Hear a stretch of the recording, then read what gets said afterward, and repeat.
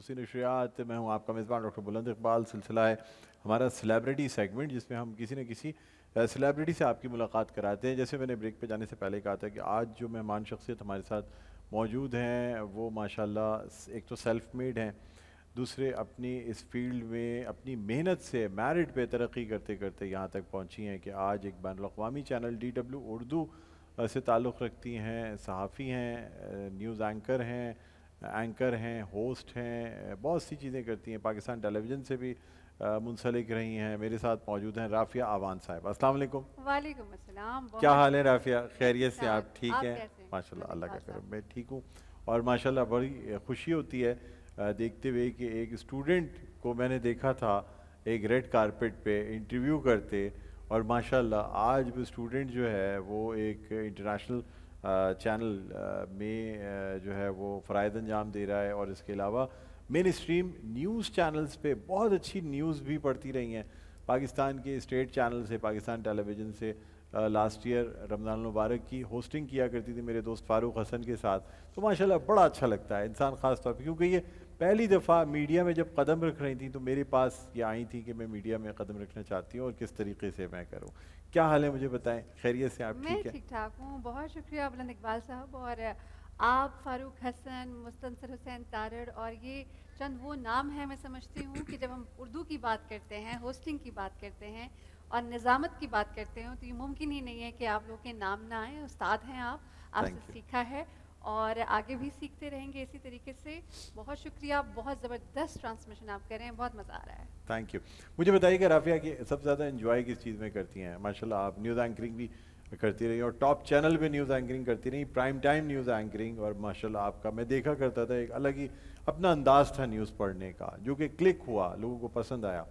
پھر آپ نے پروگرام اینکرنگ بھی کی, پروگرام ہوسٹنگ بھی کی, اور آپ ماشاءاللہ اسلام آباد سے رمضان ٹرانسمیشن ہوسٹ کرتی رہیں, پلس ایز اے جرنلسٹ بھی کام کر رہی ہیں DW اردو میں. مزیدار چیز, سب سے زیادہ انجوائبل کیا رہی لائف میں؟ ویسے تو 9 ٹی وی چینلز میں کام کر کے انٹرنیشنل میڈیا کے ساتھ منسلک ہو کے میں اسی کھوج میں تھی کہ پتہ لگایا جائے کہ سب سے اچھا, منفرد اور کوالٹی کام کہاں ملے گا جہاں پر تمام تر اپنی صلاحیتوں کو بروئے کار لا کے آپ کے جو اندر کے صحافی کو ایک تشفی ملتی ہے نا کہ کام کریں, کنٹریبیوٹ کریں. تو مجھے ویسے تو بہت سارے اداروں میں اچھا لگا کام کر کے, لیکن خصوصی طور پر کچھ ایسی ٹی وی چینلز جن کا انداز کام کرنے کا تھا لائیو ٹرانسمیشن کا, وہاں بلند اقبال صاحب مجھے یہ معلوم ہوا کہ بحیثیت نیشنل ڈبیٹ چیمپئن پاکستان کے مقررہ ہونے کے, تو آپ جب لائیو میں بات کرتے ہیں فل بدی جہاں پر عدالتی نظام بھی آ جاتے ہیں اور بہت سی سماعتیں چل رہی ہوتی ہیں, تو وہاں پر آپ کی ساری نالج جو استعمال ہوتی ہے لائیو, ایک تو وہ ٹرانسمیشنز میں مجھے بہت مزہ آیا. لائیو جو نیوز اینکرنگ ہو یا لائیو ٹرانسمیشنز ہوں یا یہ ان تمام چیزوں میں بیسکلی اگر آج آپ یہ ٹرانسمیشن کر رہے ہیں تو اس میں آپ کی آج کی نالج کام نہیں آ رہی. بالکل ایسے ہی ہے. اس میں آپ کے پیچھے جو آپ کی نالج کا ایک سرمایہ ہے, جو آپ کی معلومات کا, وہ کام آئے گا کہ آپ اب تک لائف میں کتنی معلومات حاصل کرنے میں کامیاب ہوئے ہیں, آپ کے فنگر ٹپس پہ کون کون سی چیزیں رکھی ہوئی ہیں. اس لیے کہ آج ٹرانسمیشن کرنے کے لیے آپ پوری رات پڑھ لیں, پورا دن پڑھ لیں, لیکن آپ نہیں کر سکتے جب تک کہ آپ کے جو پس منظر میں ساری چیزیں موجود میں نہ. کہتی ہوں نا کہ صحافت ہے کا صیغہ ہے, جو کرنٹ ہے لائیو ہے اسی میں. پھر اس کے بعد جب انٹرنیشنل میڈیا میں نے جوائن کیا بلند صاحب, تو مجھے معلوم ہوا یہ کہ ان خبروں کو لکھنا, بنانا اور ایک ایسی خبر بنانا جو کسی طرف جھکاؤ نہ رکھتی ہو, نہ رائٹ کی طرف جائے نہ لیفٹ کی طرف جائے. آپ نے ایک مناسب بات کیسے کرنی ہے اس کو سیکھا, پھر اس کو شوٹ کرنا, پھر اس کا ایڈٹ کرنا, پھر اپنی سٹوری جب آپ خود بناتے ہیں آئیڈیا سے لے کر ایگزیکیوشن تک اور پھر اس کو پبلش کرنے تک, یہ بڑی کمیونٹی مینجمنٹ تک. اب تو سوشل میڈیا کو بھی ہمیں ایڈ کرنا پڑتا ہے نا, اب تو ہمیں ڈیجیٹلائزیشن کو بھی ایڈ کرنا. کیونکہ آپ جس چینل سے اس وقت DW ڈویشی ویلی جس چینل سے یہ منسلک ہیں, وہاں پہ ہر سال گلوبل میڈیا فورم ہوتا ہے. میں خود بھی کئی دفعہ گلوبل میڈیا فورم اٹینڈ کرنے گیا ہوں. بون جرمنی میں یہ ہوتا ہے اور اسٹیٹ آف دا آرٹ ہے. بیسکلی سمجھ لیں کہ آپ میڈیا میں اور خاص طور پہ جرنلزم میں یہ وہ چینل ہے جو پوری دنیا کے صحافیوں کو ٹریننگ دیتا ہے, ان کی تربیت کرتا ہے کہ کس طریقے سے صحافت کی جاتی ہے, اور ہر موضوع پہ بات کی جاتی ہے گلوبل میڈیا فورم میں کہ ہم نے سوشل میڈیا جرنلزم کیسے کرنا ہے, ہم نے جو براڈ کاسٹ جرنلزم ہے وہ کیسے کرنا ہے, یہ بڑی بات ہے. تو یہ ماشاءاللہ جس جگہ گئی ہیں, ایک تو پاکستان ٹیلی ویژن اور دوسرے DW, دونوں ایک نرسری کی حیثیت رکھتے ہیں, ایک ایجوکیشنل انسٹیٹیوشن کی حیثیت رکھتے ہیں ہمارے میڈیا میں. تو ماشاءاللہ بہت بڑی بات ہے.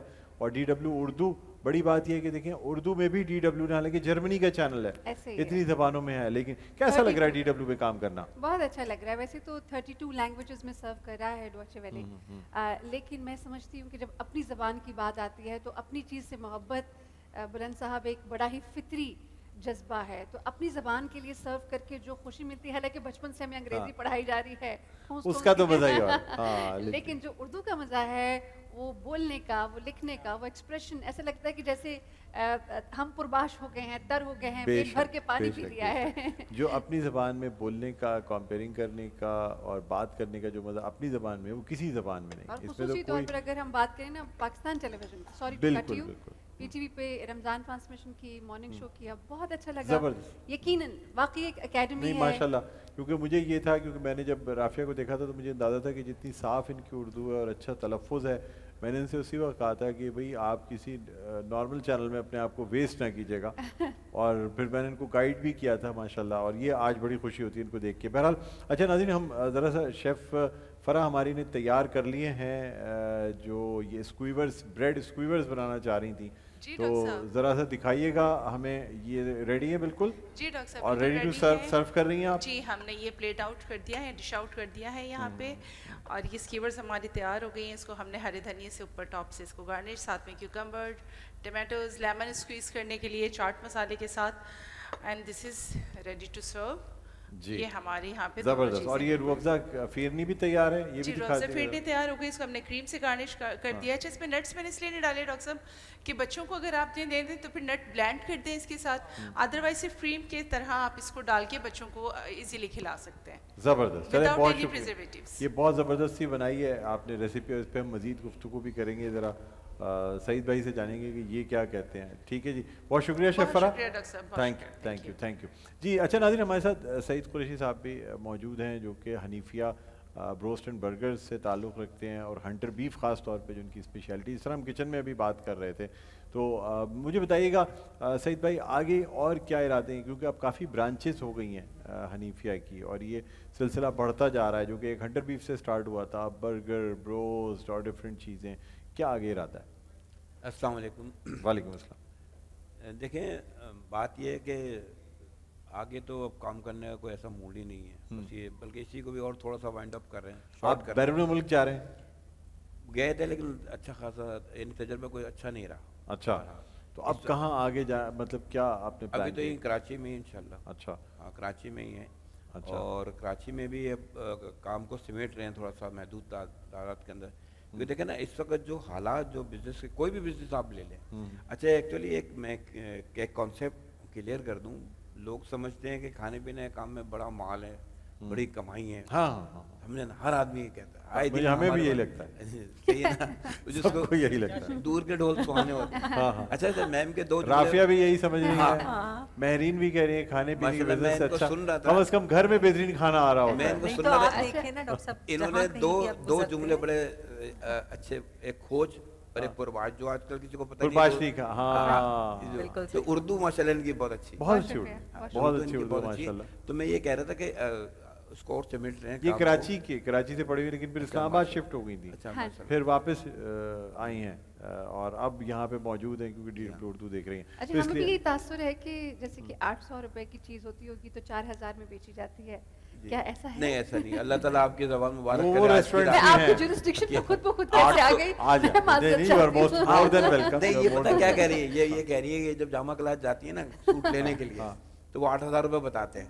سر فوڈ میں بھی ہے. ہاں, تو وہ یہ کہتے ہیں کہ اچھا وہ بھی پھر انہی کے حساب سے رکھ کے بتاتے ہیں. ہاں, لیکن کھانے میں 12000 کا سوٹ 4000 میں لے کے آتی ہے. ایسے بہت سے ریسٹورینٹس ہیں جہاں ایک چھوٹی سی ڈش, ایک پلیٹ میں ایک کیک اور اس کے اوپر پلیٹ پہ کچھ ہلکی سی سوسز وغیرہ لگا دی ہوں گے, وہ 4000 روپے کی ہوگی, 5 اسٹار ہوٹل, اور وہ اس کی اصل ویلیو 800 روپے بھی نہیں ہوگی. بات ان کی غلط نہیں ہے, ایسا فوڈ بزنس ہے, وہ چل بھی رہے ہیں. جی جی, میں آپ کو ایک بات بتاؤں, بات یہ ہے کہ جو رننگ بزنس ہے نا, ہاں, ہمارا جو اس وقت جو ایک کانسیپٹ ہے جو کسٹمر کو کرنے کا, وہ یہ کہ ہر کلاس کا آدمی جو ہے نا وہ ہمارے پاس آئے.